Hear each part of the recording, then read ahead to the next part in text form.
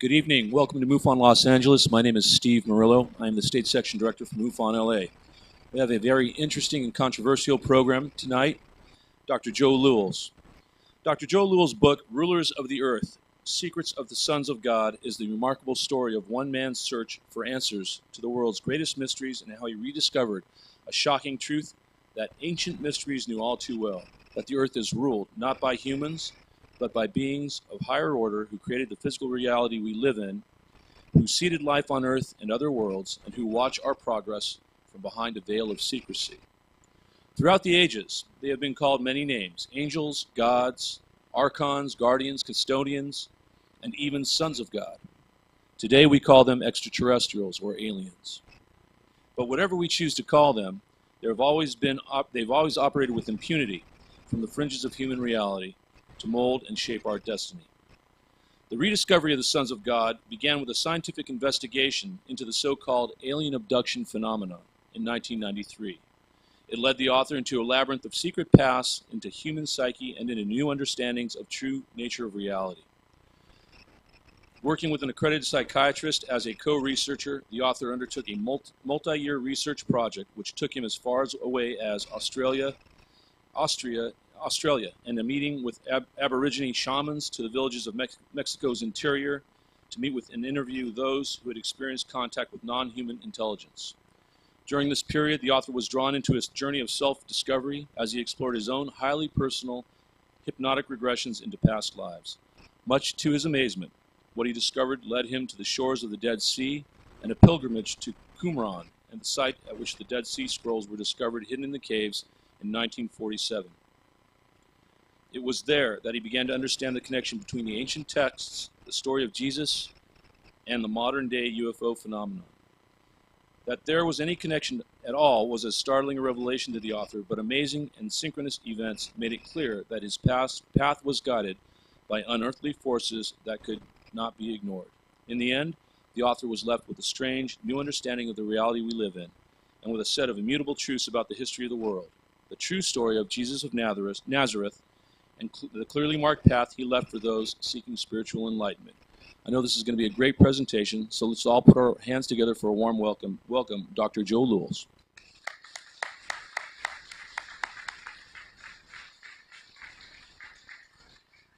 Thank you very much, and happy St. Patrick's Day. I hope you all had a chance to drink some green beer on your way over here. And maybe that will make my job a little easier. To give you a little bit more background, my personal history is very quickly. I was trained as a journalist, bachelor's degree in journalism, Texas Western College, 1966.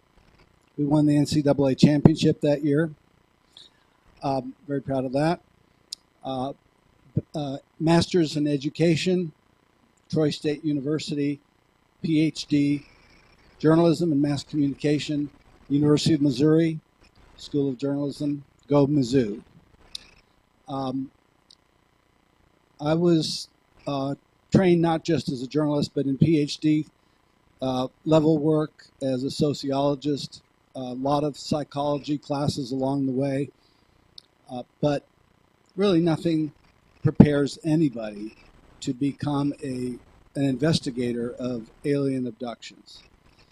There really is no particular expertise that you can bring to this amazing phenomenon. You have to, I think, be a generalist. You have to know a little bit about a lot of things to try to put the pieces together. And that's where I feel that my forte is. I'm a journalist by nature, researcher by nature, scholar by nature, very concerned at the beginning of all this about doing it right, being objective, being scientific. I was drawn to MUFON as a researcher and a member in 1993 when I founded the El Paso chapter of MUFON and directed it for 8 years. I also served as the Assistant State Director for West Texas and southern New Mexico, which includes White Sands Missile Range, Fort Bliss Air Defense Center, and we had a lot of people from Mexico across the border that would come to our meetings. So we had quite an assortment of members and people who would come to us for assistance with their experiences of contact. As the introduction stated, we had a team that included a psychiatrist. We had a professor of sociology who also had a hypnotherapy clinic. He was a certified hypnotherapist. After getting involved in this and observing hypnotherapy being conducted by some of the experts, for example, one of the director of abduction research for MUFON at that time was John Carpenter. I took a workshop from him, observed him doing hypnosis on some experiencers. Also worked with Dr. John Mack in a workshop, and also became friends with those people and worked with them throughout the years. We set up our own methodology, and that was to have the psychiatrist, Dr. Roberta Fenig, as a volunteer, screen the people who were coming to us as experiencers.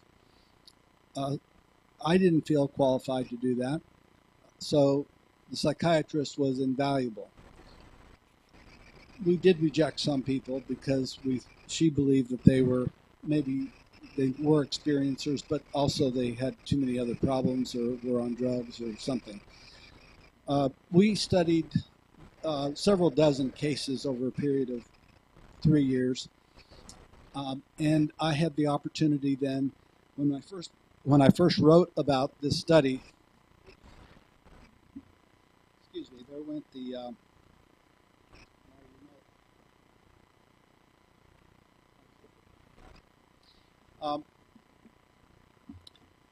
So we were very fortunate to have a very good team, but we had to set up our own protocols, and they were to first do psychiatric evaluation on everybody that we studied, at least an interview with a psychiatrist, and before, and then if it was warranted and the person felt the need, then we would do hypnosis.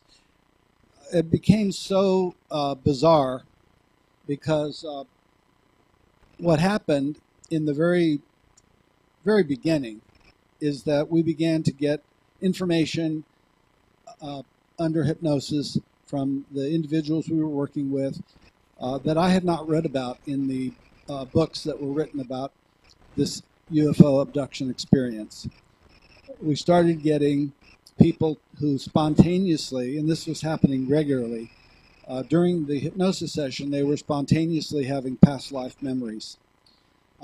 I found this to be a distraction at first because I did not see, first of all, I was not that interested in the idea of reincarnation. I didn't have any strong beliefs about it, but we were there to do abduction research, and when people spontaneously regressed into past lives, it wasn't always clear how that related to our investigation. But what we did notice was that when people had these past life memories, that it seemed to help them. They seemed to get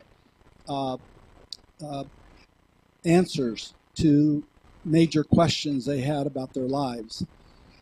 And eventually we began to see that the past life part of the regressions were really leading us in a direction that we did not know about before, but a very important direction.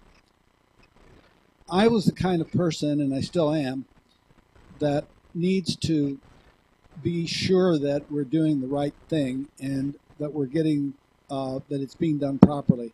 So I wanted to get certified myself as a hypnotherapist, and I went to the American Institute of Hypnotherapy, became a certified hypnotherapist myself, and eventually began doing regressions myself. So I have a lot of experience with hypnosis, both as an observer of very qualified people and as one who conducted and still conducts hypnosis sessions. Uh, Past life memories became such a big part of it that I ultimately went back to the American Institute of Hypnotherapy and I became certified as a past life regression therapist. Believe it or not, there is certification for that. I found that it didn't matter if people believed in reincarnation or not. They still ended up with past life memories, and these things would come up spontaneously, as I said. Um, so I don't know what more we could have done to do a good job of trying to help people uh, and gather information. As I was saying to one of your members, we had to decide very early if we were going to be primarily researchers or if we were going to be therapists. And the choice was very clear. I was working with a psychiatrist who was a therapist, and my instincts told me that the first thing that we should do is help people. And so I began to see myself as a therapist as well as a researcher. And then also I kept on doing other research. I attended conferences. I started speaking at conferences. I ended up putting a lot of this information together, and it was first published under the title "The God Hypothesis." Brought some books here. It's in its second printing. Came out in 1997. Second edition was published in 2005, and this is basically autobiographical, and it tells about how I got involved in all this and how this team came together and what we found, and it tells about a lot of the cases that we worked with, and also it puts forth the hypothesis that the UFO abduction phenomenon is not something new, that it is something that has been with humanity as far back as recorded history. And I think that I did a pretty good job of documenting this in this book. And then my next book came out last year, and it's called Rulers of the Earth, and that's what Steve was talking about when he read to you the introduction. And it is basically a sequel to the God hypothesis, and it takes you even further into my own personal journey, because that's what this became. I didn't realize it when I started, but it really became a journey of self-discovery and a journey of enlightenment, spiritual enlightenment. And I know that runs cross-grain with the scientific approach that that most of us would like to be able to stick to. But what I realized was that the scientific approach that we think is serving us well in studying the universe is really very antiquated. The whole notion of the scientific methodology is an antiquated notion. The fact is that scientific methodology is an illusion. There is no such thing as objectivity. And the reason for that is that we live in a world that is totally interconnected at the quantum level. Quantum physics really opened my eyes to the nature of reality. We live in a multi-dimensional reality. This is something that most scientists today are not dealing with. People are still using old ideas and old methodology to study phenomena that emerge from another dimension, from other realities, and they don't work. They really don't work. You have to get across that line and be comfortable with subjective research in order to get very far in this type of work. It was a big eye-opener for me. One of the first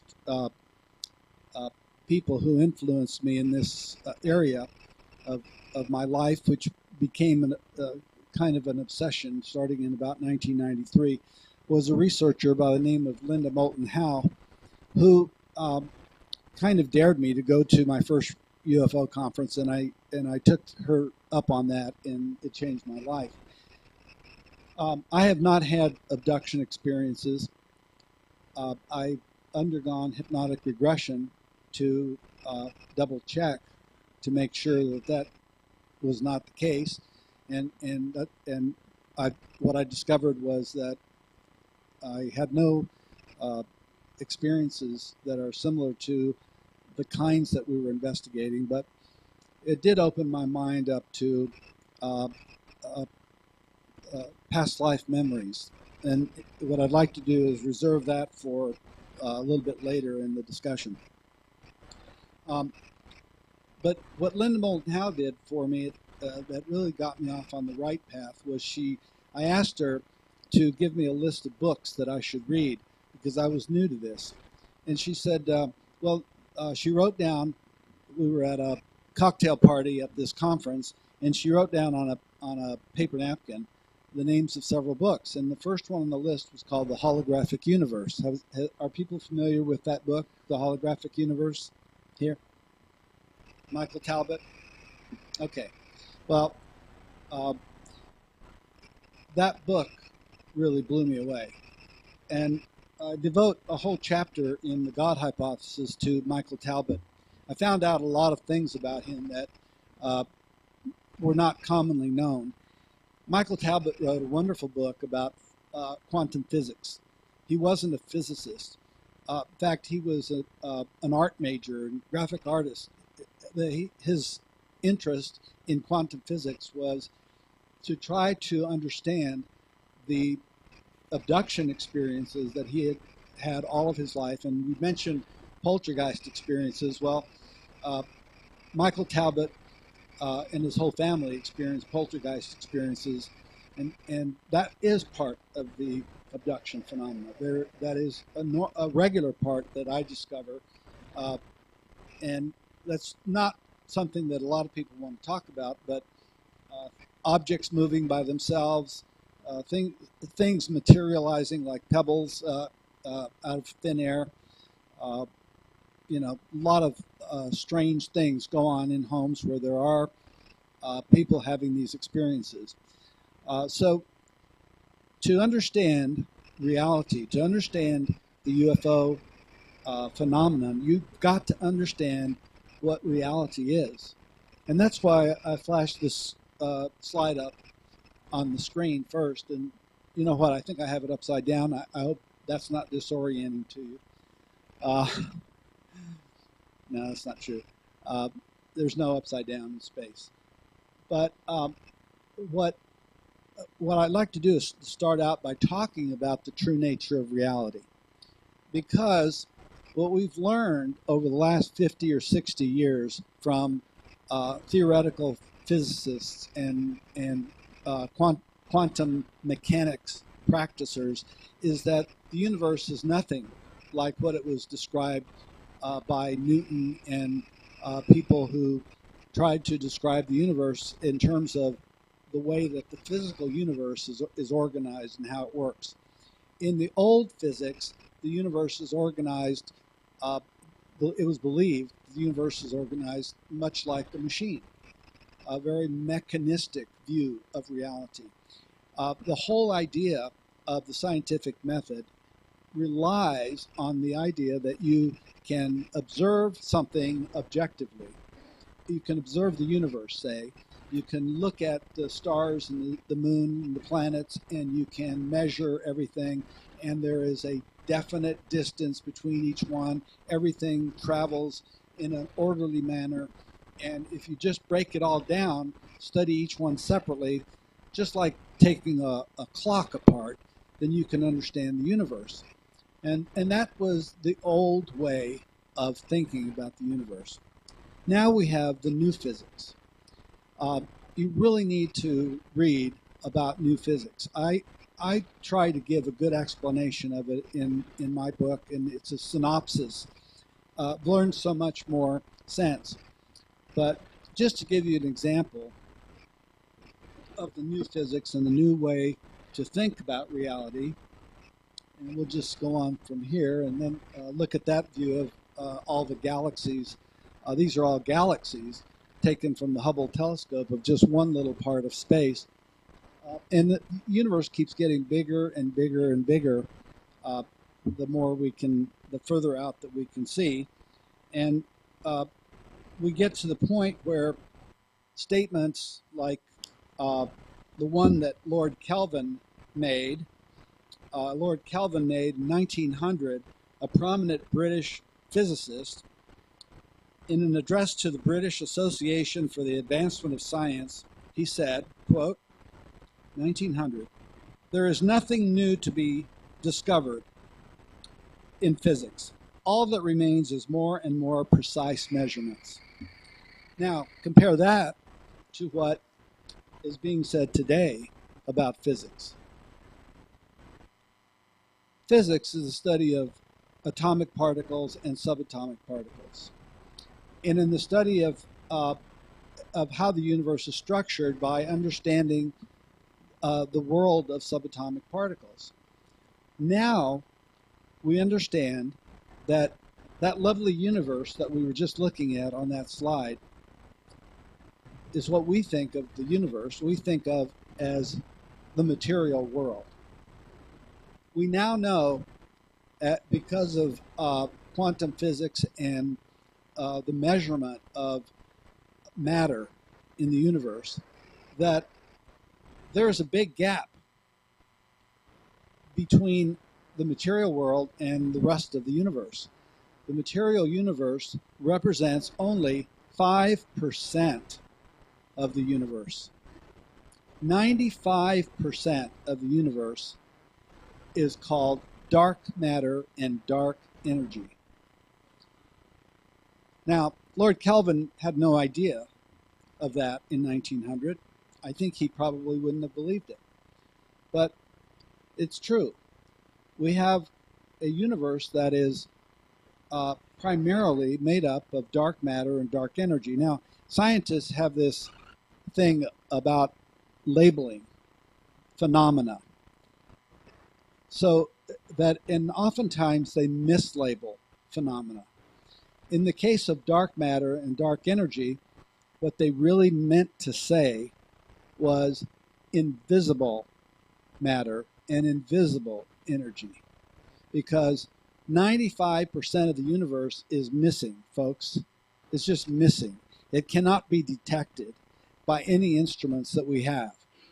It can only be deduced. So why is it that we think we live in a physical universe, but it is primarily made up of invisible matter and energy? That is a great mystery. And that is not a mystery that has been resolved and is likely to be resolved anytime soon. In an invisible universe, there can be anything out there. We can have invisible planets, invisible galaxies, invisible stars, invisible people.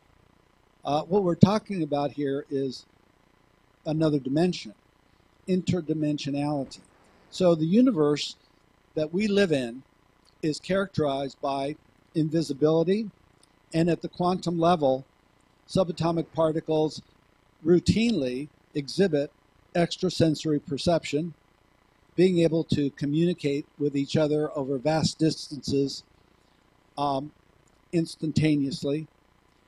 That's ESP. There's nothing that's supposed to be like that, because Einstein said that nothing could travel faster than the speed of light, and instantaneous is faster than the speed of light. We find that subatomic particles are shapeshifters. They are continuously shifting their shape from particles that are material to waves that are not material. They are both physical and non-physical. That's illustrated by this simple diagram. There was a long debate about whether photons, for example, that are particles of light, were physical particles or whether they were energy waves. And what has finally been determined is that they are both at the same time. So we have a paradox. We have the paradox of the physical and the non-physical existing simultaneously within every subatomic particle. Every subatomic particle, subatomic particles put together compose atoms, put together compose molecules, put together compose matter. Our bodies, our minds, everything we see, this podium, they're all made of subatomic particles. We are exactly like subatomic particles. When we study quantum physics, we learn why the world is so weird. When we see that these subatomic particles exist in 2 dimensions and have ESP, it explains a lot about the strange occurrences that happen to us and to some people on almost a daily basis. I know for a fact that there are people here who have experienced precognitive dreams, who have experienced telepathy, who have experienced precognition, other psychic phenomena, and possibly have never told anybody or discussed this with people publicly. But to put your minds at ease, let me just say that that type of behavior or experience is quite normal. All humans have psychic abilities. I was at a conference recently where Russell Targ, Californian physicist, who was one of the originators of the remote viewing project that was conducted back in the early 70s. It was a top secret project for the military intelligence and ended up in the hands of the CIA and every intelligence agency. And he gave a demonstration of remote viewing. He held up a bag that had something in it. We didn't know what it was. He asked us to go through this protocol to deduce what it was. And it was absolutely incredible because I don't really see myself as someone with much of a gift of psychic abilities, but I was able to see pretty clearly and identify and draw what he pulled out of that bag. And it stunned me. It was amazing. We all have it. He said anybody could be trained in remote viewing. I'm sure there's probably people here who have had some remote viewing experiences. Is anybody here been doing remote viewing? Okay. Well, remote viewing is a way of talking about psychic abilities. The people that were in the remote viewing program had psychic abilities. They recruited people with psychic abilities to start the remote viewing program, and it was one of them who developed the protocol for teaching people how to remote view scientifically.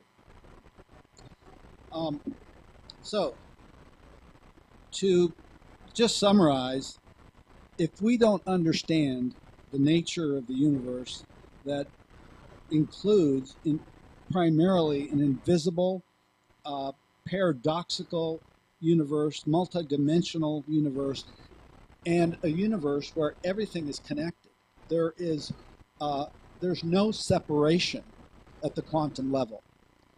There are physicists who have been writing about this for over 50 years, that they have discovered that the idea of separation is an illusion. There is the consequences of that is that we have been laboring under the false premise that we can be objective. When scientists learn about quantum particles being able to shift from being physical to non-physical, they discovered it by the fact that when that these particles were physical only when they were being observed. When the scientists stopped observing them, they went back to being energy waves. This was so stunning to the physicists that they didn't want to accept it, but these experiments had been done over and over again. And what it meant was that their minds, the minds of the scientists, were actually affecting that which they were studying. There was no separation between their minds and the subatomic particles that they were studying. That's a very uneasy feeling for a scientist, because if you don't have the scientific method to lean on, to be as your support, if you realize that every time you design a scientific study that it's going to be biased because you're part of that study, whether you like it or not, that changes everything about the science that you're doing. The question that I have is, if we don't use a scientific method, then what do we use to discover the true nature of reality? And the answer I have come up with is we use our own psychic abilities. That's where the real answers lie. We have within us all of the answers that we need. And it goes back to an old saying, and that is, know thyself. And as you go in and learn about yourself through altered states, you are able to get answers to the questions that have plagued mankind from the beginning. So let me go on and talk a little bit about some of the cases that I worked on. This lady is one of our first subjects. She came to us recommended through National MUFON. She lived in Santa Fe, New Mexico, and was having some strange experiences. She's a full-blooded Creek Indian, born on a reservation outside of Oklahoma City. She's modeling the clothes and the jewelry that she makes and sells for a living. She was raised in a family where her mother was a shaman. She was trained as a shaman. It ran back several generations. And being raised on the reservation means that she was always very distrustful of white people. Strange things started happening to her, and this was back in 1993 when she was referred to us from national headquarters of MUFON. First thing, she called me, and she said, I think I need some help. And I said, well, tell me about it. And she said, well, I've been having visitations at night by these tall white men, blondes with blue eyes, and it's scaring the hell out of me. Here she was, a very intuitive, psychic person, but the white men were freaking her out. She said, I drew a picture of one of these men, and I want to show it to you. And so she says, but first let me tell you, I've already been to a psychiatrist up here in Santa Fe, where she was living at the time. And I told him my story, and I asked him to lock me up and observe me, because I felt that I feel like I'm going crazy. And if I was locked up, they could see if these guys show up at night. Psychiatrist kind of laughed at her and said, honey, you're not crazy. He says, call MUFON. She was referred to MUFON by a psychiatrist. That tells you how far we've come over the last 50 years, since the UFO phenomenon became well known in the world. Although I will show you how evidence that I feel indicates that this is really a much older phenomenon. So Shona, this is her name, Shona, she drove down with a friend 5 or 6 hours to El Paso. We did a psychiatric evaluation. We ended up doing hypnosis on her. Very, very interesting case. And here is the drawing that she made of the beings that were interacting with her at night. So I'm going to just read to you a bit about Shona's regressive hypnosis.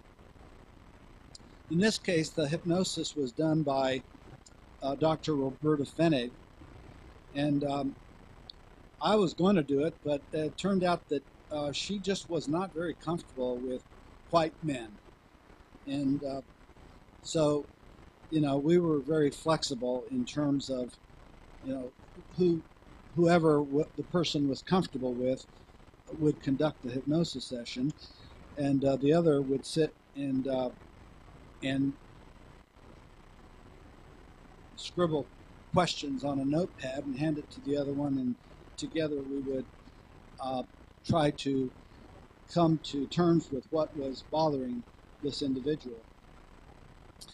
Well, one of the things that I did in this book, in both books, is in the cases that we studied, I actually published long excerpts of the hypnosis sessions. I did that because I felt that was missing from a lot of the books that I had read about abduction cases. This way, by reading the hypnosis transcript yourself, you can deduce for yourself whether it was done properly or not. But let me say in advance that what I found and what our team found is that under hypnosis, we did not find that our subjects were very suggestible at all. They would correct us very quickly if we tried to take them down the wrong path. And believe it or not, we did do that as a check to make sure that they were not suggestible under hypnosis. We would ask them, we would ask a leading question that we thought was probably wrong, and then they would correct us and say, no, that's not the way it was.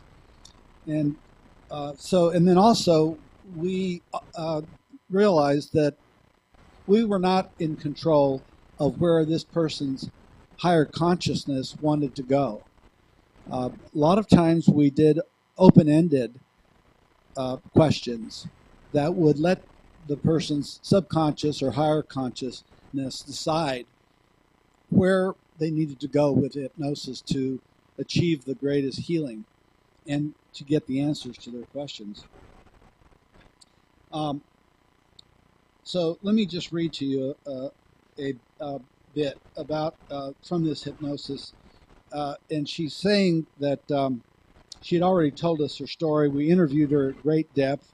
She showed us her scoop marks, which are quite common. She didn't understand what they were, but she had had it since she was a kid.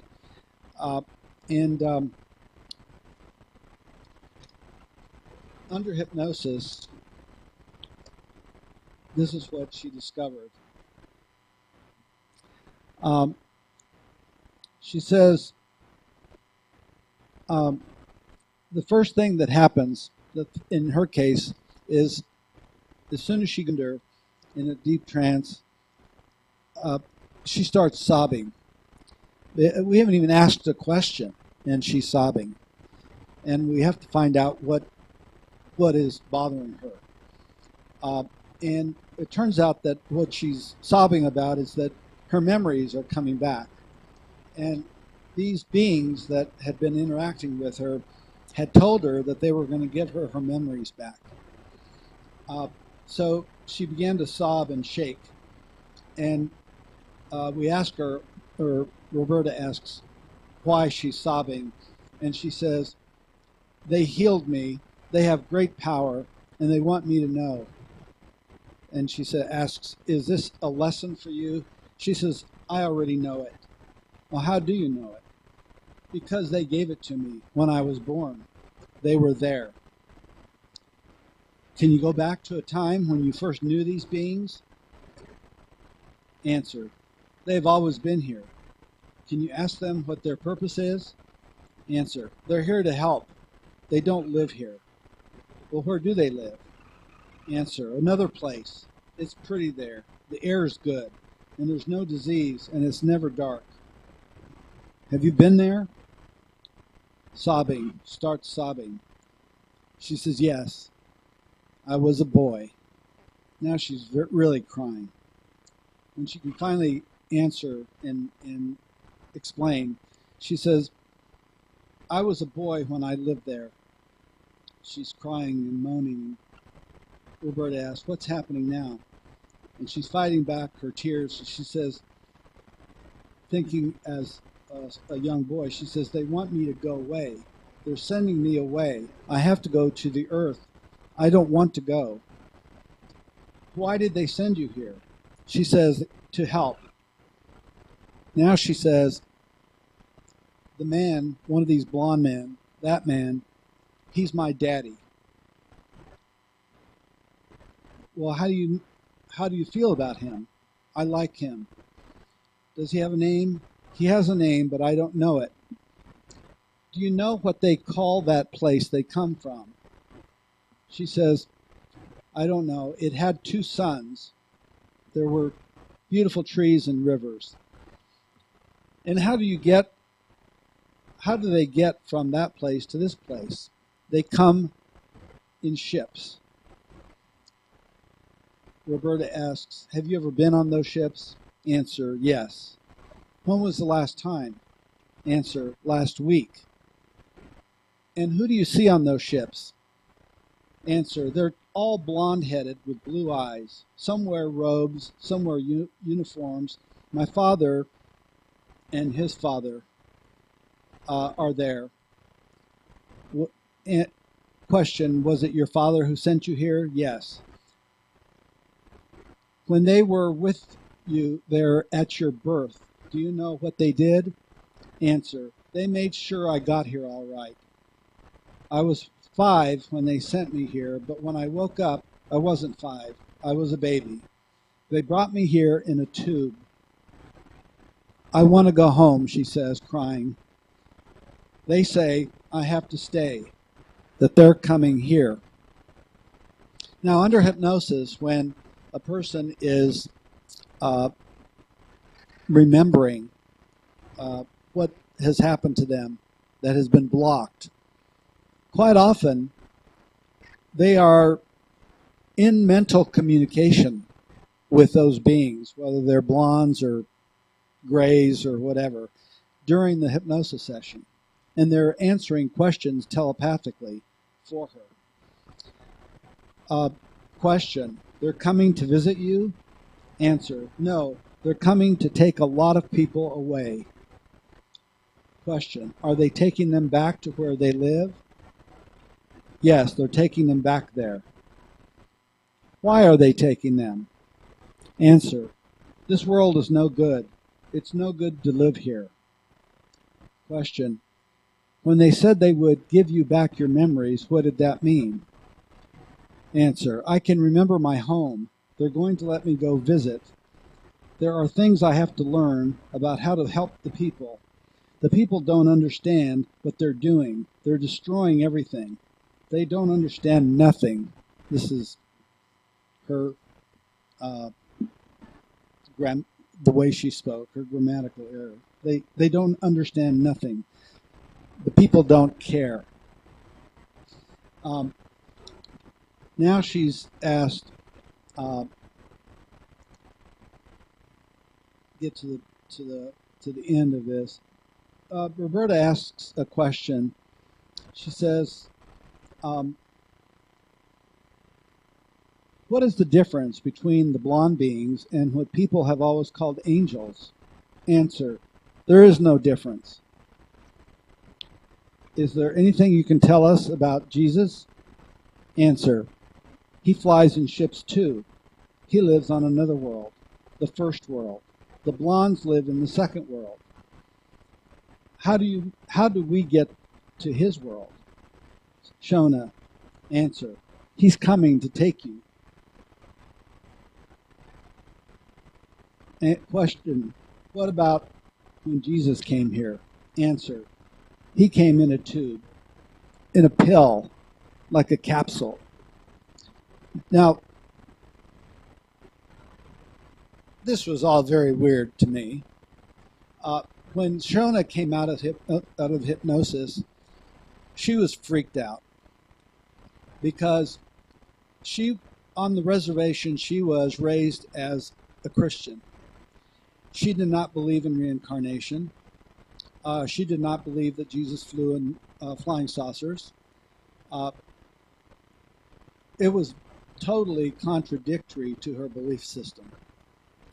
And this is something, again, that we found very consistent, was people would remember things that they didn't believe in.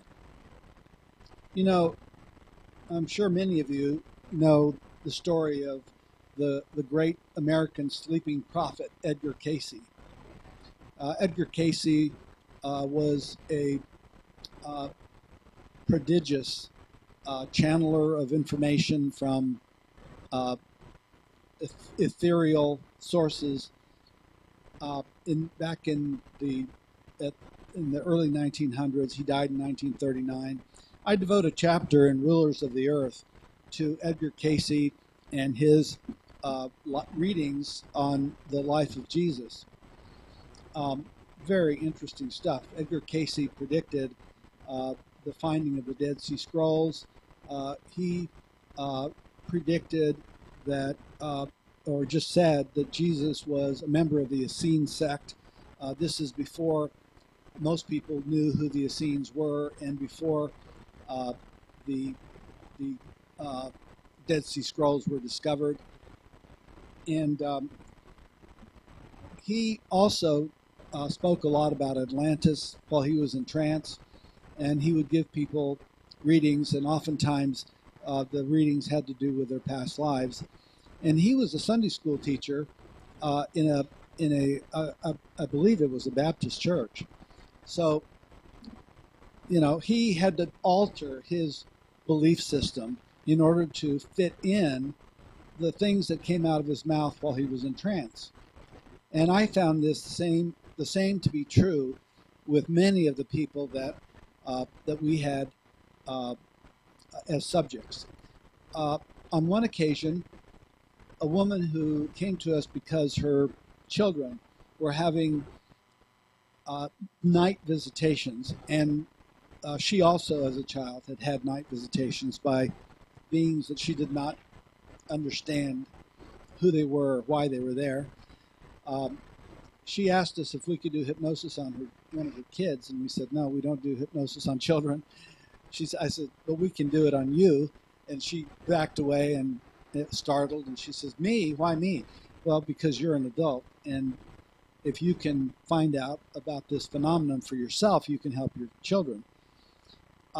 This woman was struggling with a dual identity in her life. She had been raised by a Catholic mother and a Jewish father, and had determined that she wanted to be Jewish, and she was raising her kids in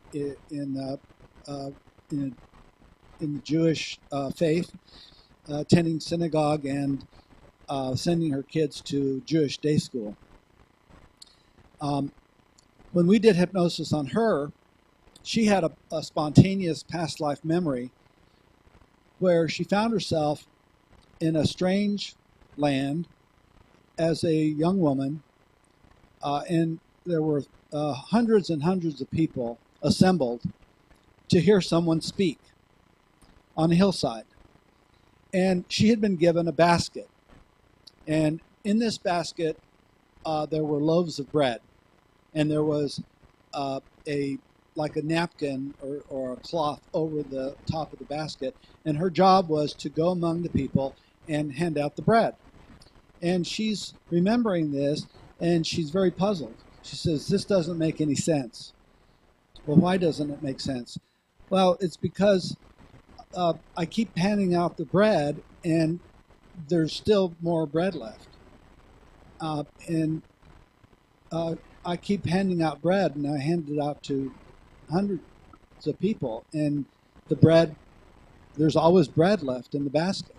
Now, this is a woman who has really never had an education in the New Testament, did not know at that time the stories in the Bible about the Mount of Olives, the preaching on that Jesus gave, in which it says in the New Testament that people passed out food and never ran out of food.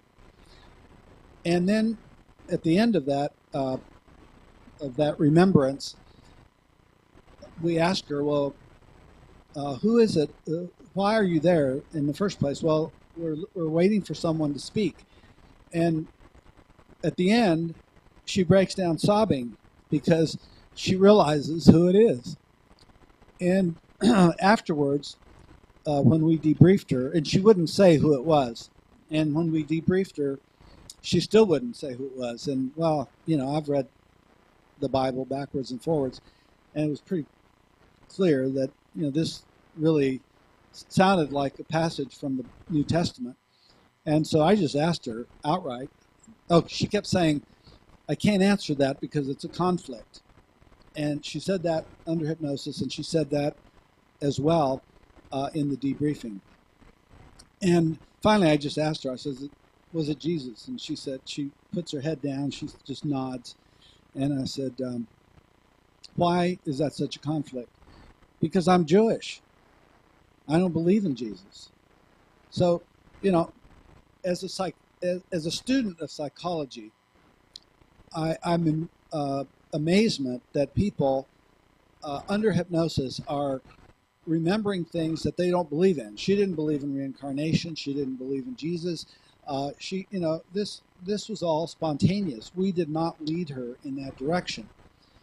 But what happens when people have these memories is that afterwards there is a healing experience. There is an experience of, wow, because I made the point to her so she wouldn't be so conflicted that Jesus was Jewish. And she said, oh, okay, then that's all right. She didn't want to be a Christian, but it was okay because Jesus was Jewish that she would have these memories. But it started to make sense to her about her interest in Judaism and in the study of Judaism. And in the case of Shona's regression, after the period where she questioned everything that she said, she also experienced a healing.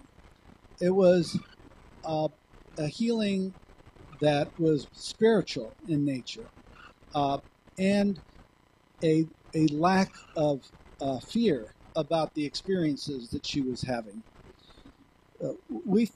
If you talk to psychiatrists, whether they're involved in this field or not, they will tell you that the way to find healing is to get to the root cause of the problem. You can have therapy, Freudian therapy, for 20, 30 years. And if you don't get to the root of the problems, that is, by just talking about it, to your psychologist or psychiatrist, you're not going to have any healing. But when you get to that issue that's causing the problem in the first place, the problems go away, the phobias or whatever problem it is. I'll give you a good example. We had, skip forward. We had a case early on where a woman came to us. Seems like it's mostly women because a lot of men don't want to have hypnosis. They don't want to have their cases studied. Men are more, or rather, they're trained since they were kids to be macho, to be tough, to be in control, and they don't like giving control up. And I found that more women are more likely to have the courage to face their demons under hypnosis. And there's exceptions. I've had men as cases also, but this case, this woman came to us, and in the interview, we asked her about her phobias. This woman had a very interesting phobia. She was terrified of babies. Think about it. Terrified of babies. She didn't know why. She didn't understand it. When she had a child, and when her child was born, she had a lot of difficulty handling the baby and changing it and all that. She was terrified of babies. Well, under hypnosis, we found, and this hypnosis was done by John Carpenter, who was the director of abduction research for MUFON, who came to El Paso, and she took the opportunity to have the hypnosis with him. I got to observe. Under hypnosis, she was regressed back to a time where she was taken as an 8-year-old girl. They first did a very intrusive testing and procedures on her, gynecological procedures, which is very traumatizing for a young girl that doesn't understand what's going on, or for anyone.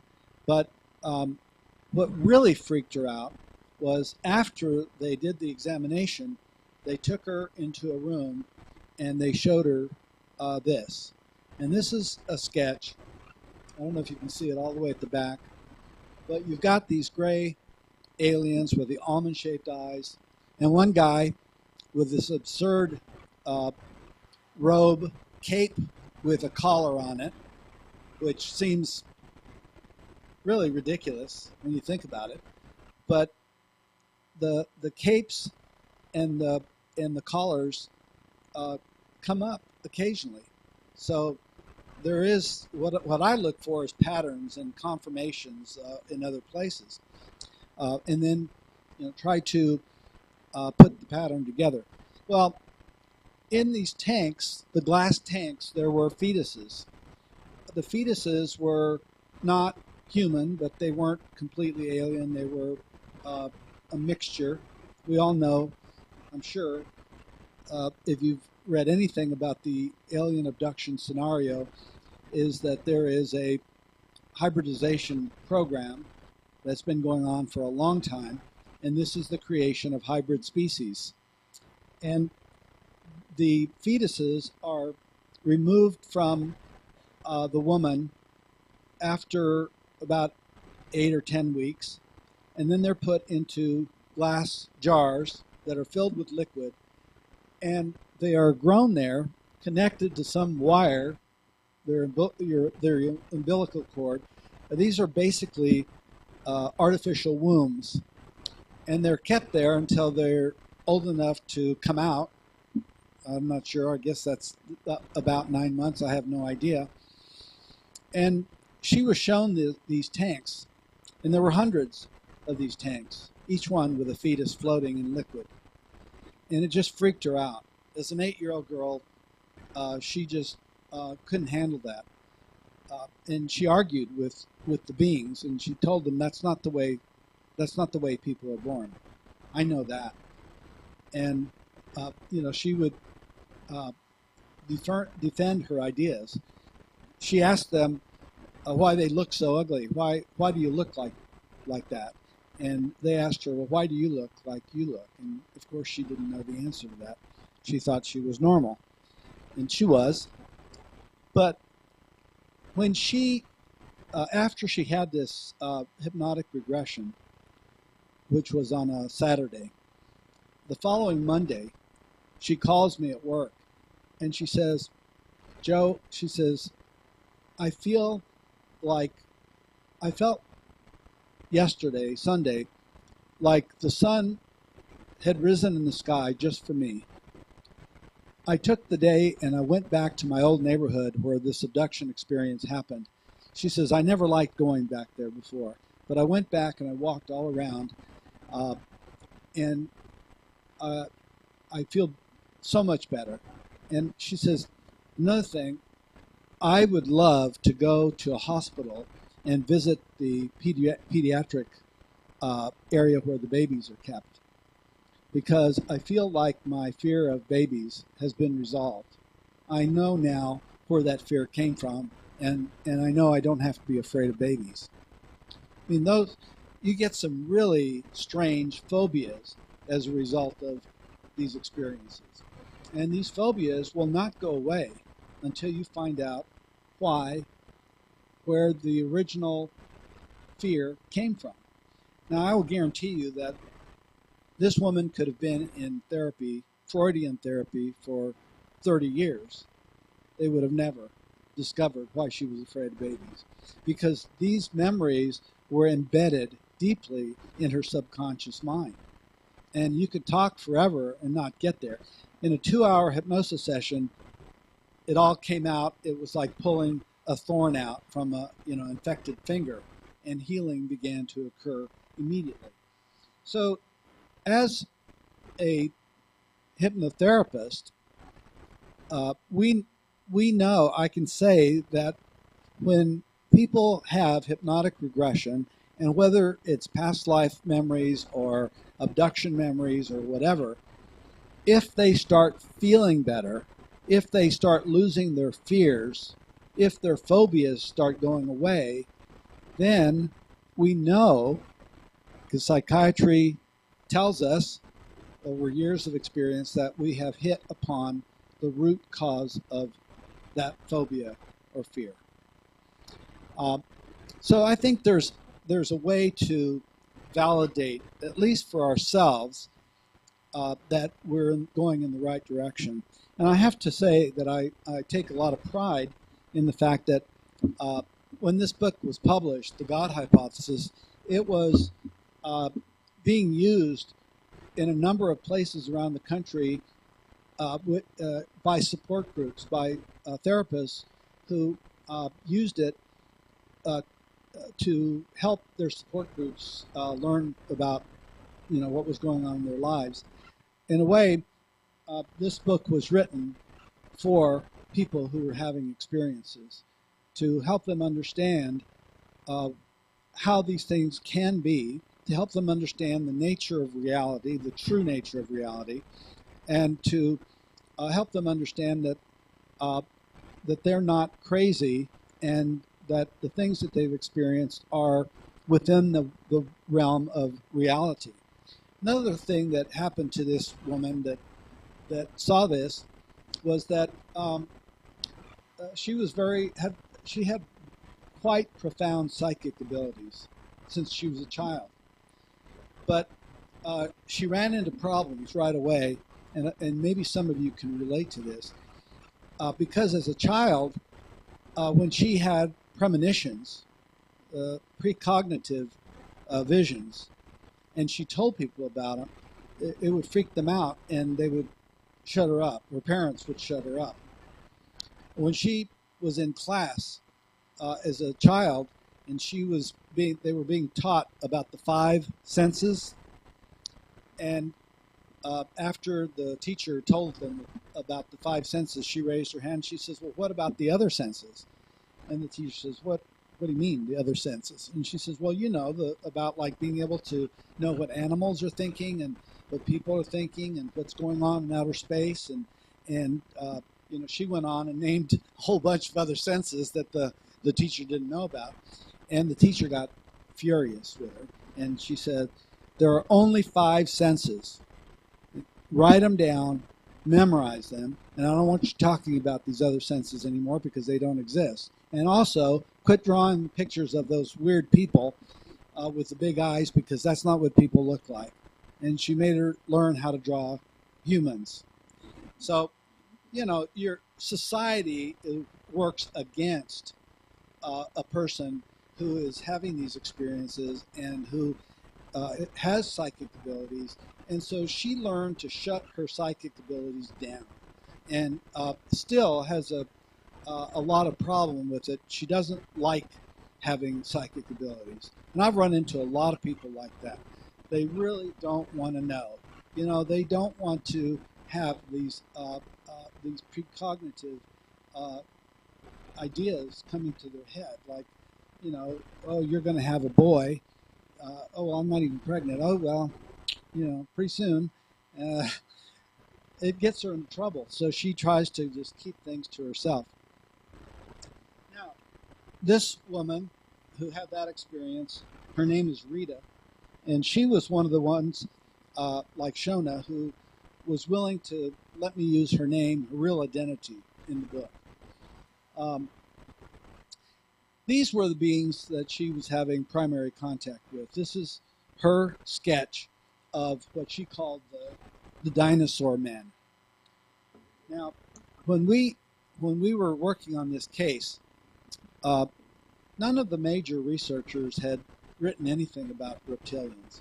The only one who had was Linda Moulton Howe, and I talked to John Carpenter about this, and he said, well, you know, I have had about 10 cases where these lizard men show up, but I've never written about it.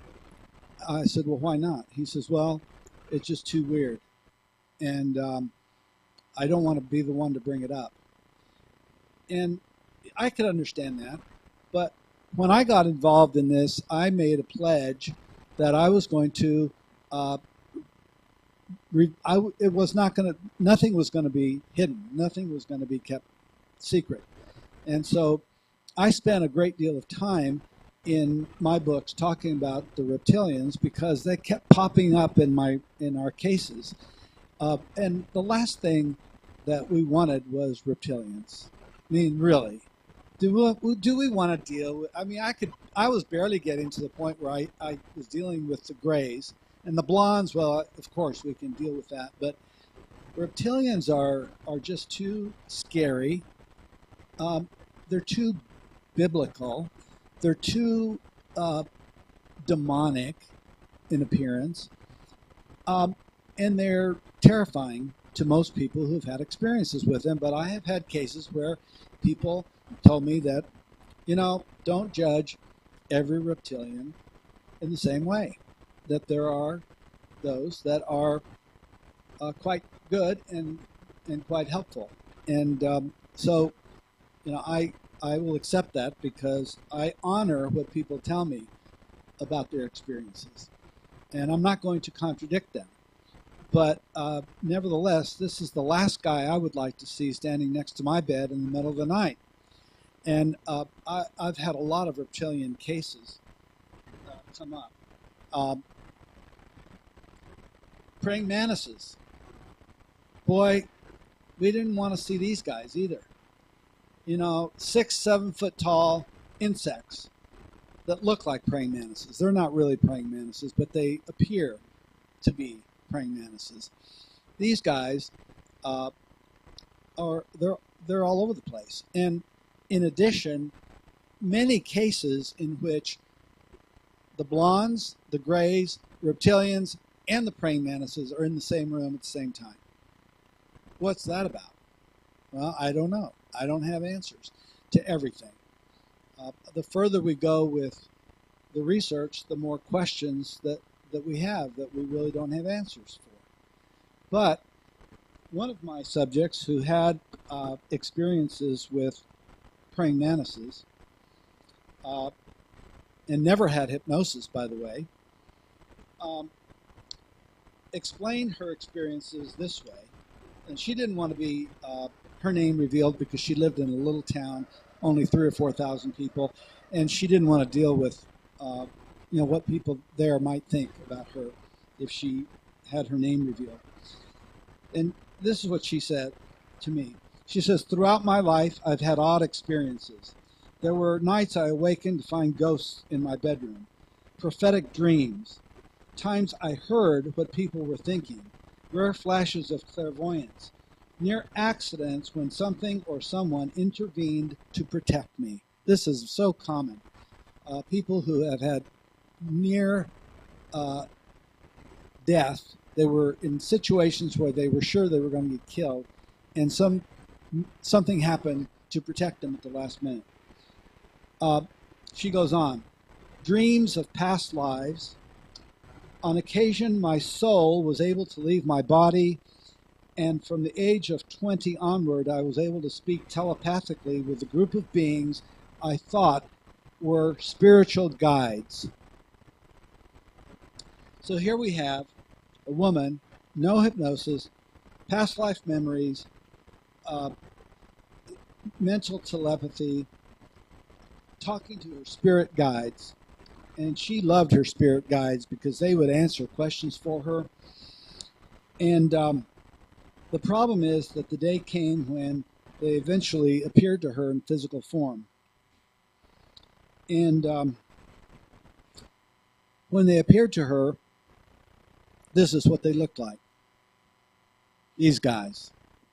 And they would appear to her at night in the shadows and gradually come toward her so that she could see them, and it scared the holy bejesus out of her, and she didn't want to believe that that's who her spirit guides were. But it turns out that all these years she had been communicating with insectoids, and she didn't like that one bit.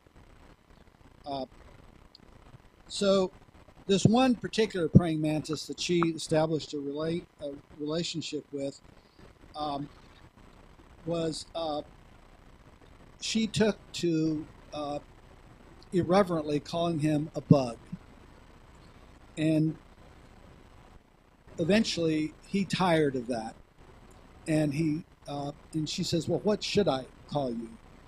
And the next morning she awoke with the knowledge that she should call him Mu, M-U. And because he said that stood for Master of the Universe. So she said, "Okay, well, I'll call you Moo Bug." She was very defiant. I love that. So in developing this relationship to this particular mantis being, he told her not to be surprised that many of their species had evolved from forms of insect life. Quote, this is what she's told by the mantis being. Quote, "Man is a relative newcomer to the evolutionary chain." She questioned him about the theory of evolution. Quote, this is the answer she got. "The theory of evolution is valid," he responded, "but life on Earth did not evolve naturally. On Earth, certain conditions were created by ETs, and life forms suitable for survival within those conditions were introduced to the Earth. The process was repeated until the introduction of man. If life on Earth had developed naturally, man as we know him would not yet exist." Now this is very strange information.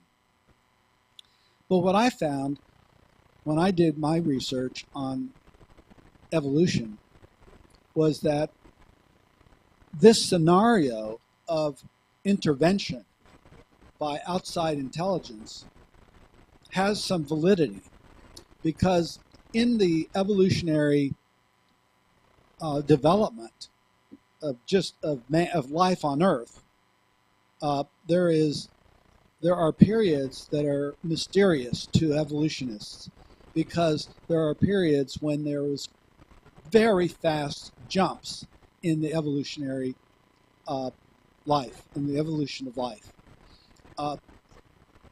Evolution is supposed to take place gradually over long periods of time through the process of natural selection. I have no problem with that. But where I have a problem is when there are very rapid jumps in evolution, and we have no explanation for that, because that's not the way evolution is supposed to happen. If you look at the fossil record that we have for the origins of human race, all of the evidence could easily be laid right here on the top of this stage. Truthfully, we don't have that much physical evidence for the evolution of man. We're always coming up with new things. They just found the Hobbit people in Indonesia that nobody ever knew about. You hear about that? The little people that they discovered fossilized, 30,000-year-old fossils. It's only recently that they realized that humans existed side by side with Neanderthals. At one time, it was thought that the Neanderthal was one of our ancestors. In the fossil record, human skulls, as we know them as Homo sapiens, appear in the fossil record almost overnight. There's no development. It's just go from pre-humans and suddenly humans appear. The evidence for human existence, which is primarily digging tools and tools that are made by people, all appear in the fossil record all at once, not gradually. So there is a big mystery about human evolution and human origins. And what I find interesting is that those gaps in knowledge were being filled in for me in the research that I was doing, and it all made sense. In other words, what I was learning about the world around us and the nature of reality was being validated by the things that people were saying that we were studying. So there was one other part that I wanted to read to you about this. I'm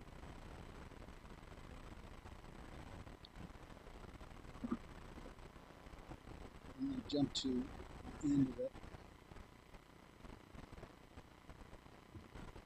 Okay.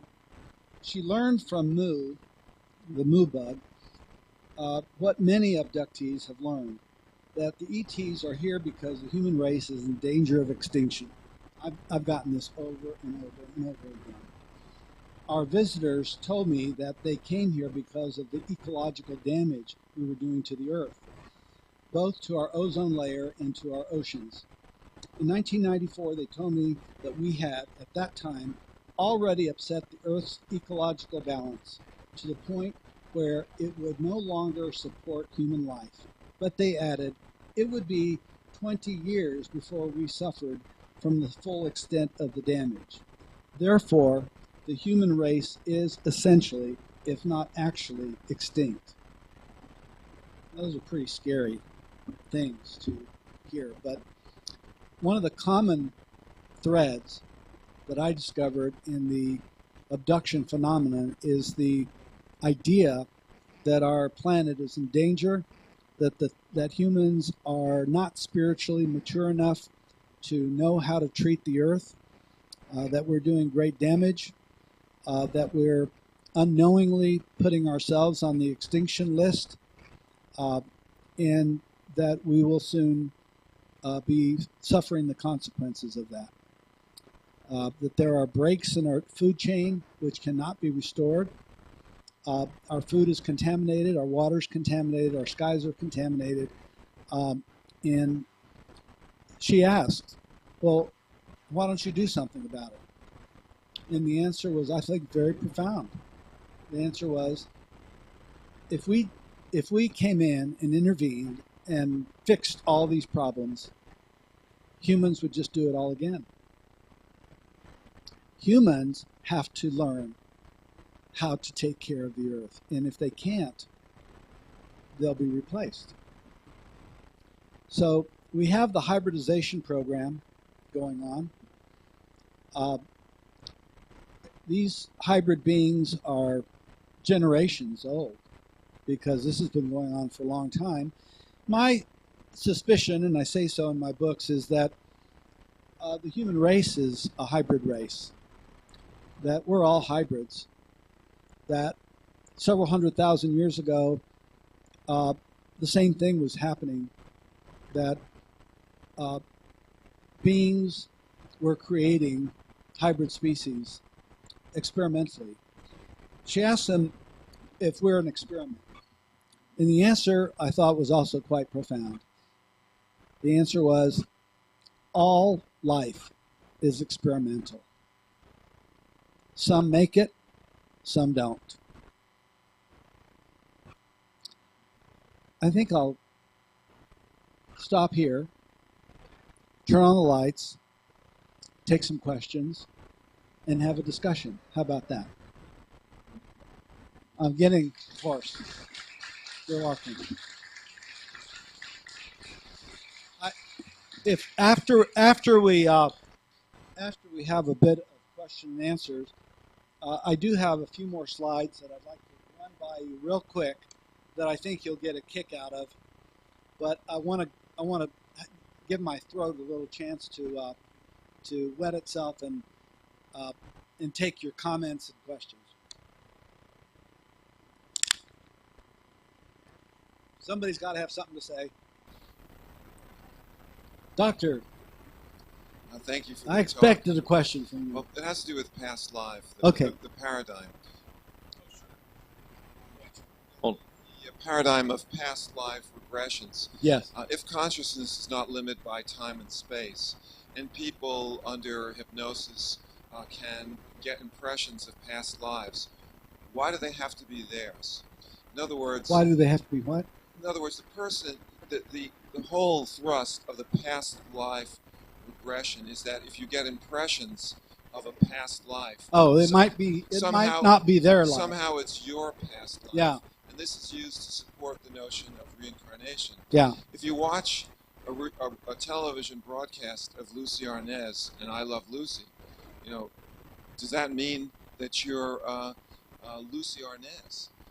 It's an impression, Yeah. and I find that the methodology to support reincarnation doesn't answer these hard questions. No, it doesn't. Why don't people who have supposed past lives speak foreign languages? They generally don't. That comes up a lot. So it's not. We've had to have languages translated by experts.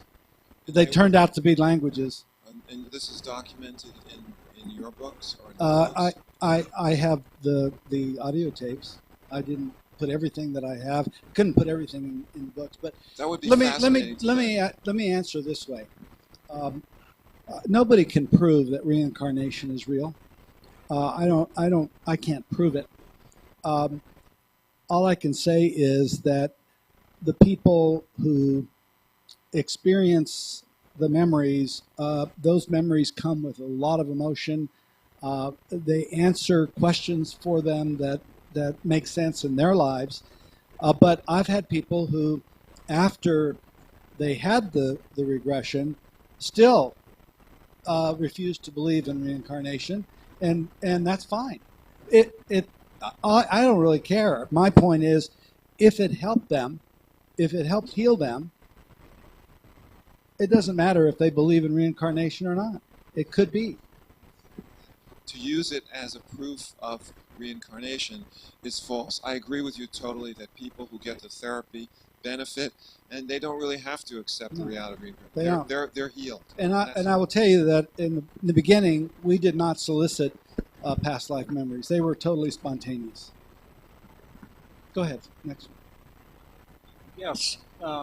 It's on the George Norrie show, he's had guests that claim that the U.S. government has made deals with groups of extraterrestrials, like beginning with President Eisenhower and like the former Muroc Dry Lake and Holloman Air Force Base. Would you say that there's been at least 3 or 4 different extraterrestrial groups, say like the Nordics, the Reptilians, the Greys, and these insectoid types? Well, look, I never came across any evidence to support that, okay? So I'm not saying that that's not true. It's just that I don't have any information about it. If I think about it logically, the beings that I dealt with in my studies are so powerful that I don't understand how I don't understand how humans could really engage in a negotiation. I don't think. I mean, what do we have to offer? They can do anything they want, anytime they want. Why do they need government permission? I don't get that. So I just don't. I've never run across that, and I've never had a case where people remembered being abducted by military. I've heard of cases like that. I just don't. I don't. That didn't come across, my desk.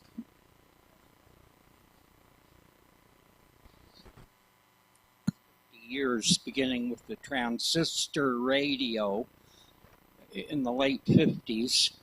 And, yeah. Well, but that could just be reverse engineering. That doesn't have to be some kind of a deal that was struck. Well, the analogy is given, say 100 years ago, someone came across an airplane and tried to say even a color-driven airplane, and the technology jumped so enormous. Even if you try to take it apart and duplicate it, it could take you up to 100 years just trying to make every little bit and piece to put it together. Yeah. There's, like you mentioned, a quantum leap in evolution. Yeah. There's been a quantum leap in technology. I think that argument could be made. Yeah. In fact, I got to know Philip Corso, Colonel Corso, who wrote the book Day After Roswell, and who talked about handling the debris from Roswell and having it back engineered, and I think that's very plausible. What I don't find plausible is that governments can negotiate anything with beings that can do anything they want anyway. That's my point. Okay, I think we'll take the next question. Are they spiritual beings in bodies like we are? They're spiritual beings in bodies. Yeah, they have souls. I feel very strongly about that because I think all living things have spirit bodies. And in one case, in numerous cases, they take people out of body and interact with them in a non-physical capacity. If they're spiritual beings and we are, how come they are higher on the food chain, so to speak? That's not fair. Well, you could say cattle would be very unhappy also because they're lower on the food chain, and we don't know if they have souls or not. I think they do. It's because we're very... Any spiritual being that has a necessity to have a body and get all that stuff, they're not fully evolved because spiritual being is a spirit, Yeah. a mass, a wavelength, a location, right? Yeah. Over matter, energy, space, and time. So they're not all together. But we may have something to do. Well, I'm not sorry, I got a little ego there. Yeah, and humans are very, how can I say it, ethnocentric, because we've been raised to believe that we are the top of the food chain, and been told to us by science on one side that we are the ultimate end all of the evolutionary process. That's what science tells us. Yay, humans. On the religious side, we're told we're unique. We're God's gift to the universe. God made us in His image and gave us the world to do with as we please. So we are basically told that we are the best, and to even come in contact with one of these beings can just shatter your reality so bad. It's hard to put it back together. In fact, you can't put it together. Once the egg is cracked, it's cracked. You know? One God. They believe in a God. They believe in a oneness that is the central, let's call it intelligence of the universe as a force, and even as, in physical appearance, in the physical way.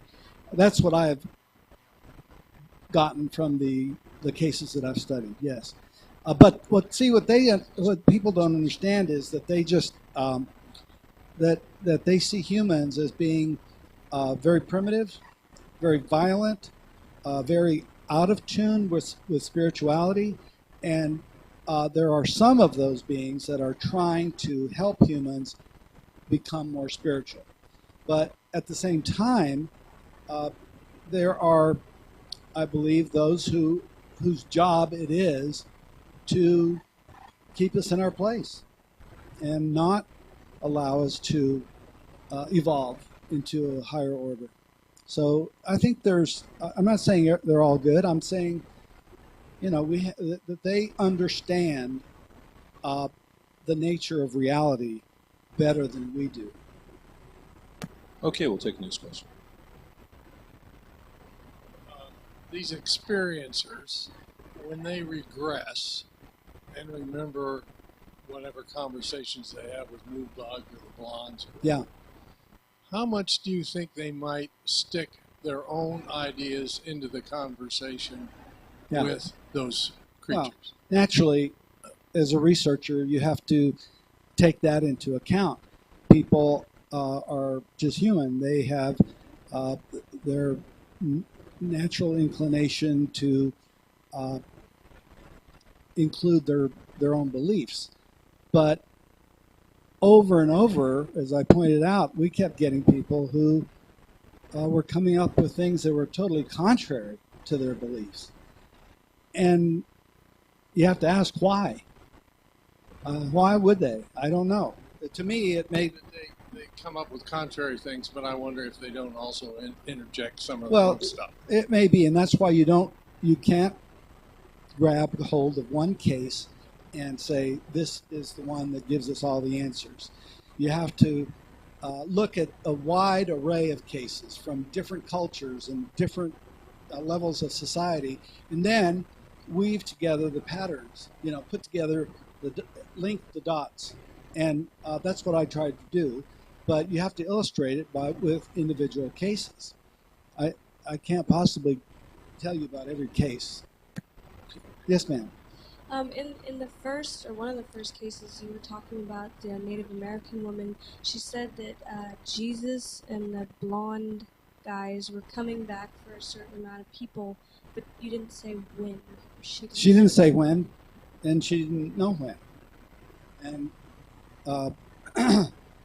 that's another thing about you have to be careful with, because a lot of times we're told about future events, but at the same time we're told that the future is made up of probabilities. Okay, it's not cast in stone. That there's opportunities for people to do the right things and to change the course of history. The problem is that the damage to the Earth's ecological system has gone to such extent already that it may be irreversible. Even scientists are beginning to say that it may be irreversible. But that doesn't mean we shouldn't try to change and quit polluting and improve our ecology. But it does seem. I mean, this book the God Hypothesis, was published in 1997, and the information was coming from people who we'd worked with since 1993, and in some cases information that they received from abductions that happened back in the 50s.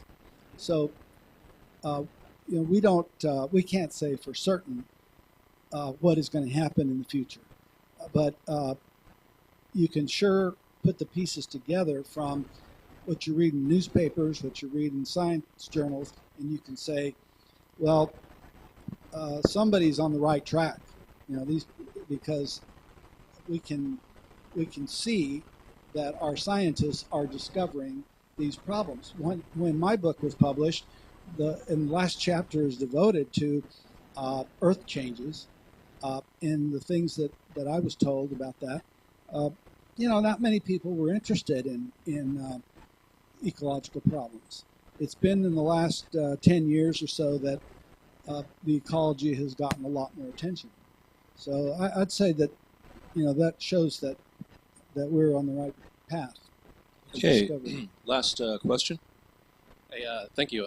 Just a side note first on reincarnation. I didn't know if you had ever read the sequel to Whitley Strieber's Communion. I remember this one section where Whitley Strieber had asked the ETs, what happens when we die? And their response to him was, we recycle souls. I thought that was pretty interesting. Yeah. Well, first of all, I've read everything that Whitley Strieber's written. Whitley is a good friend of mine. I had breakfast with him this morning. He lives in Santa Monica, by the way. And we were talking about this very thing. There's no doubt in his mind that they recycle souls. And sorry, enough of the actual question. So if you had an abductee, I think you said in '94 that said, they told him that in 20 years that might be it for the human race. Well, that we'd be feeling the effects of the problems. All right, so that would be roughly like 2014. I was wondering if in any of the hypnosis cases, have they brought up the date 2012? No, I've never had that come up.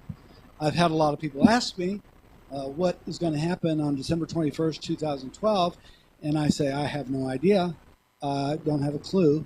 I don't know that anything particular will happen. I think it's a mistake to get too attached to something like that, because I remember how attached people got to the Y2K problem, and I remember my wife went out and bought 8 cans of tuna fish to prepare,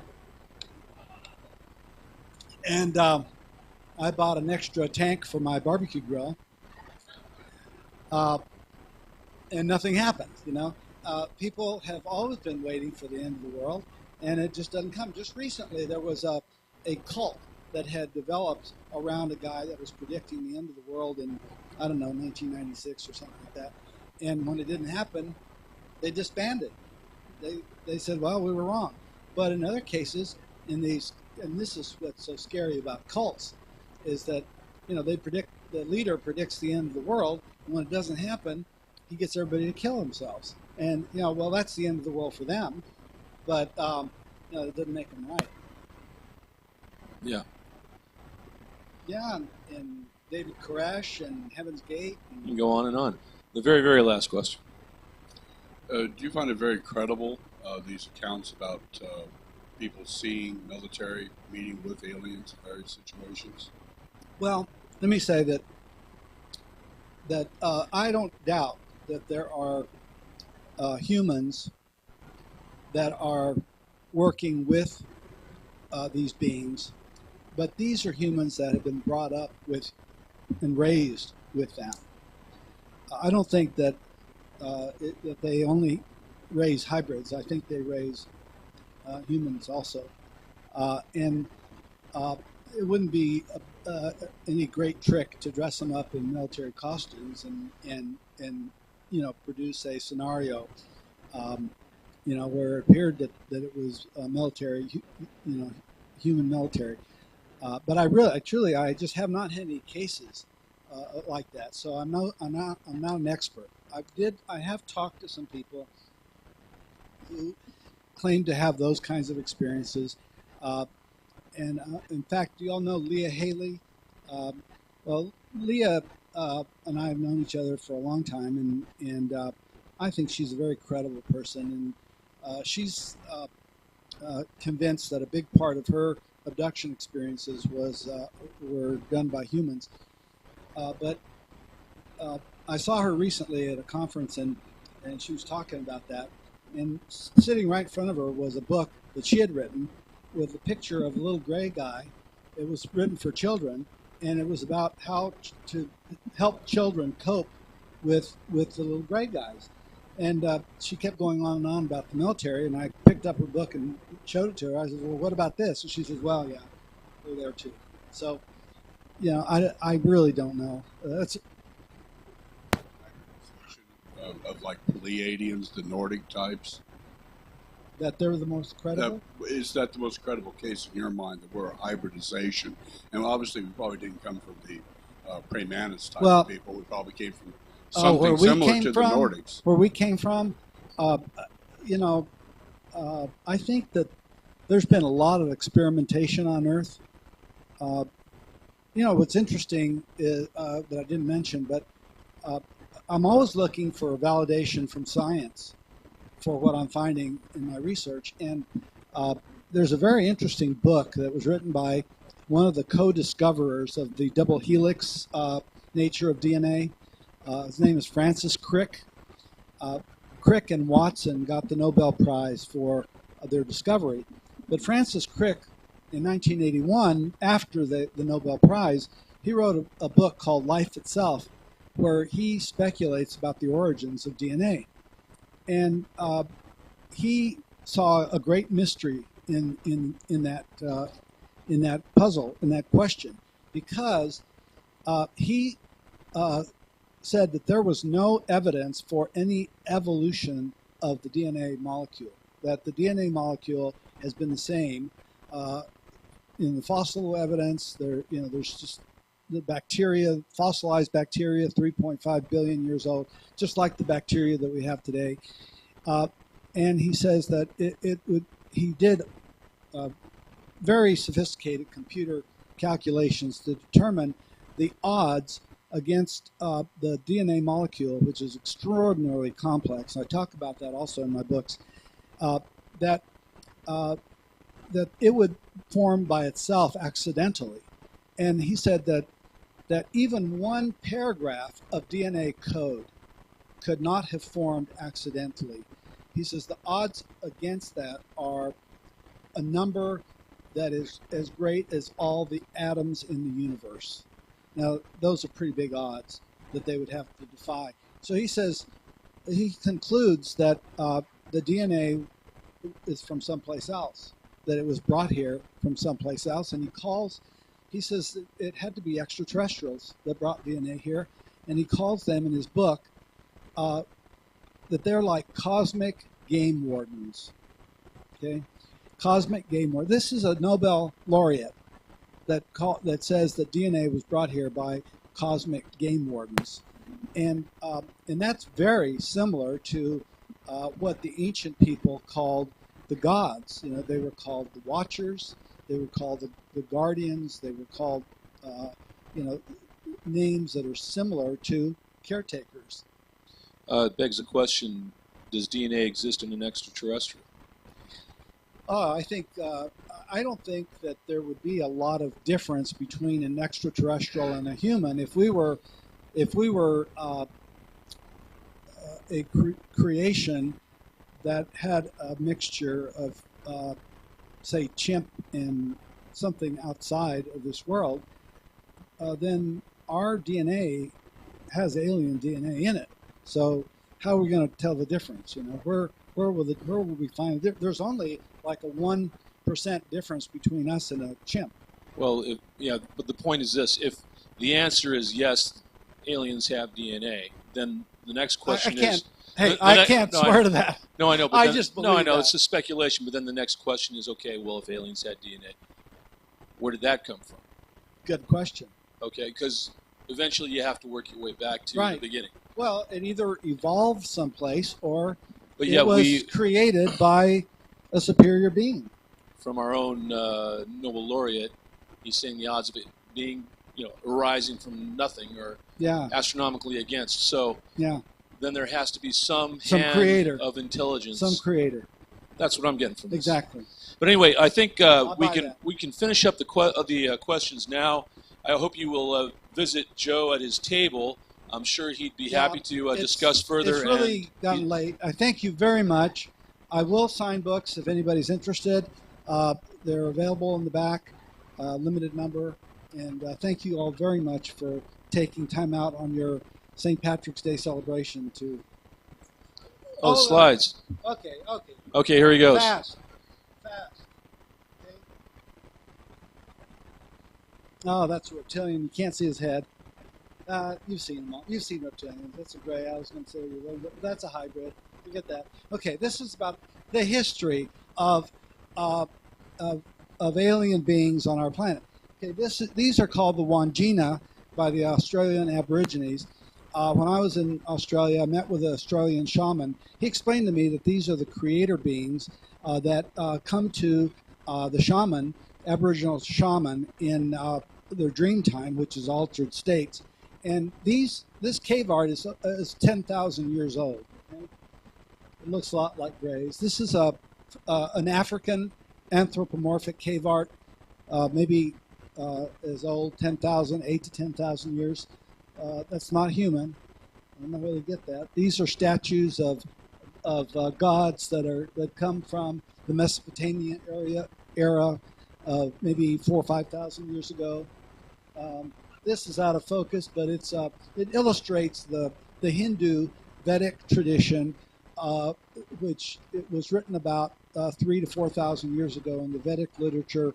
It's full of UFOs battling in the sky, beings from above, from the heavens, abducting people.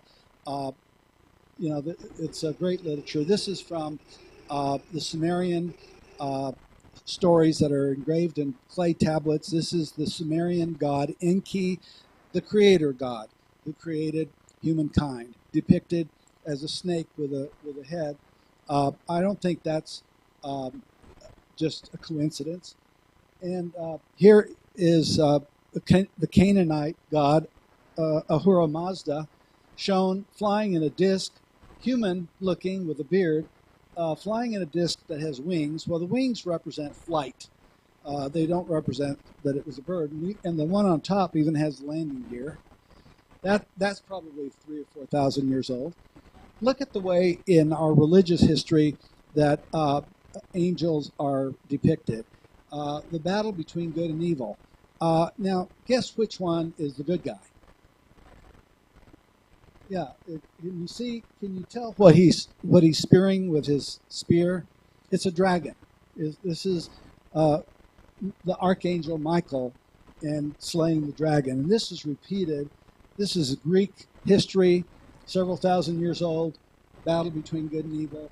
Again, the reptilians versus the blondes. Another painting, St. Michael slaying the dragon. Over and over again, we get this theme. This is a painting from 1496. You can't see it very well, but it depicts a scene from an Italian village or town.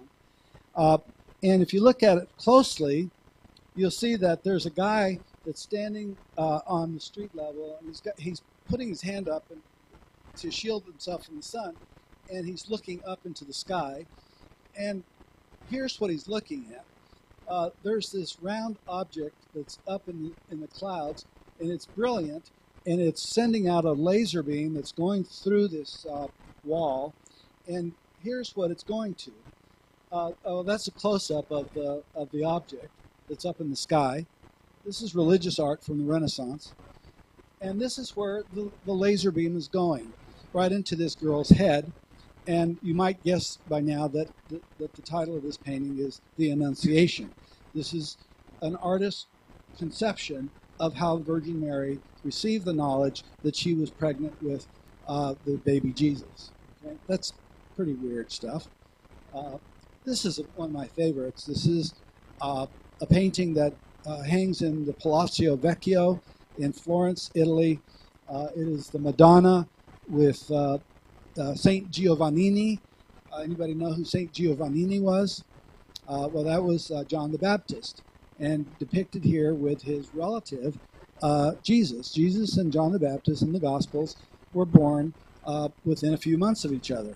And John the Baptist's mother was a relative of Mary's. Her name was Elizabeth. And if you look in the right-hand corner, now on the left-hand side, you can't barely see it, but there's some strange objects that are coming down out of the sun. To the right, there is a strange object that I will blow up for you.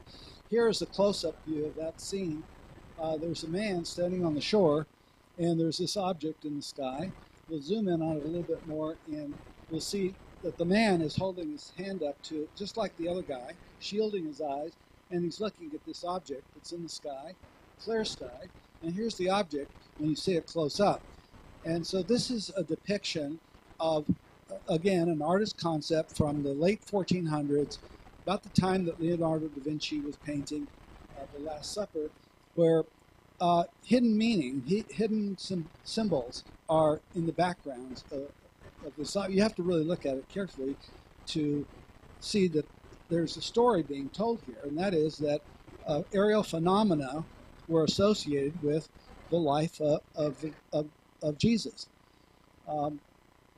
This is a tapestry, medieval tapestry, depicting the life of the Virgin Mary. In the background, you can see a strangely shaped object that's hovering. If you look at it closely, you can see that this is a sombrero, or something that looks like what we would call a UFO today.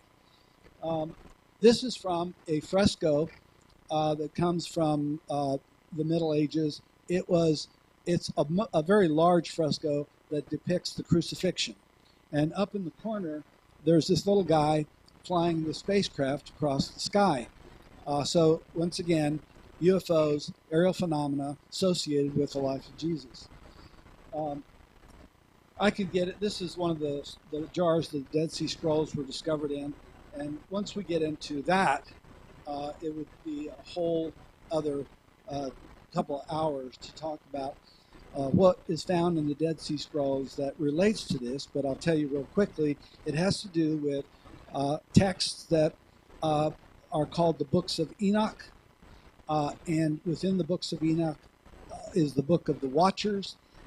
And the Watchers were angelic beings who came down from the skies in the days before the Great Flood and mated with humans and created a hybrid species. This is all in the Dead Sea Scrolls. The Watchers are also mentioned in the Bible, in the Old Testament. So we could go on and on and on about the history of UFOs in the history of the human race. You just have to look for it. It's out there. That's really about it for tonight. Thank you.